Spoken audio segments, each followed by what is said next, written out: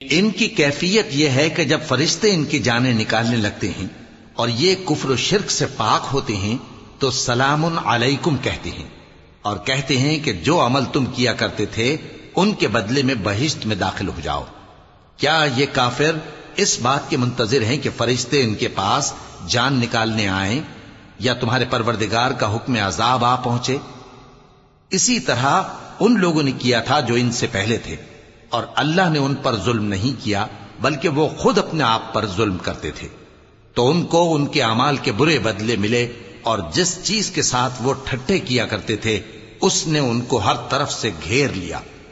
اور مشرک کہتے ہیں کہ اگر اللہ چاہتا تو نہ ہم ہی اس کے سوا کسی چیز کو پوجتے اور نہ ہمارے بڑے ہی پوجتے، اور نہ اس کے فرمان کے بغیر ہم کسی چیز کو حرام ٹھہراتے۔ اے پیغمبر، اسی طرح ان سے اگلے لوگوں نے کیا تھا، تو پیغمبروں کے ذمے اللہ کے احکام کو کھول کر سنا دینے کے سوا اور کچھ نہیں۔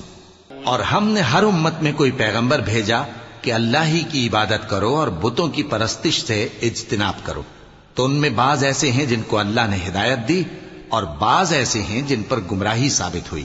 سو زمین میں چل پھر کر دیکھ لو کہ جھٹلانے والوں کا انجام کیسا ہوا۔ اگر تم ان کفار کی ہدایت کے لیے بہت زیادہ خواہش رکھو، جس کو اللہ گمراہ رہنے دے اس کو وہ ہدایت نہیں دیا کرتا، اور ایسے لوگوں کا کوئی مددگار بھی نہیں ہوتا۔ اور یہ اللہ کی سخت قسمیں کھاتے ہیں کہ جو مر جاتا ہے اللہ اسے زندہ کر کے نہیں اٹھائے گا۔ کیوں نہیں؟